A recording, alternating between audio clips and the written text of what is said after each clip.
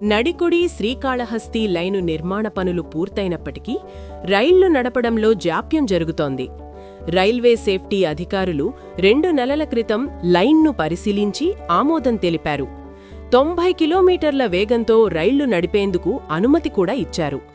అయితే రైల్వే శాఖ నుంచి ఇప్పటివరకు గ్రీన్ సిగ్నల్ లభించలేదు. అనుమతి కోసం గుంటూరు రైల్వే జోన్ అధికారులు ఎదురుచూస్తున్నారు. నడికుడి నుంచి శ్రీకాళహస్తి వరకు 309 కిలోమీటర్ల దూరం ఉంది. తొలి దశలో నడికుడి నుంచి దర్శి మీదుగా కనిగిరి వరకు 155 కిలోమీటర్లు రైల్వే లైను నిర్మించారు. ఎన్నో అవాంతరాలను అధిగమించి అధికారులు కోర్టులో పెండింగ్లో ఉన్న కేసులను రాజీ చేసుకుని అన్ని పనులు పూర్తి చేశారు. నూతన రైల్వే స్టేషన్ భవనం, ఫ్లైఓవర్ బ్రిడ్జిలు, బుకింగ్ కౌంటర్లు నిర్మించారు. జనవరి తర్వాత రైళ్లు నడుస్తాయని భావించినప్పటికీ అప్పుడు వీలు కాలేదు.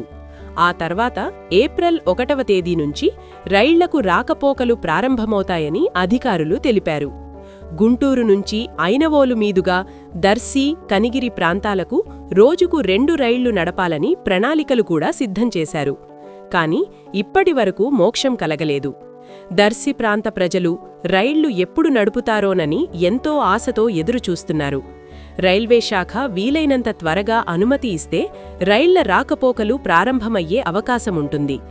తమ ఆకాంక్షను గుర్తించి ఉన్నతాధికారులు సత్వర నిర్ణయం తీసుకోవాలని ప్రజలు కోరుతున్నారు.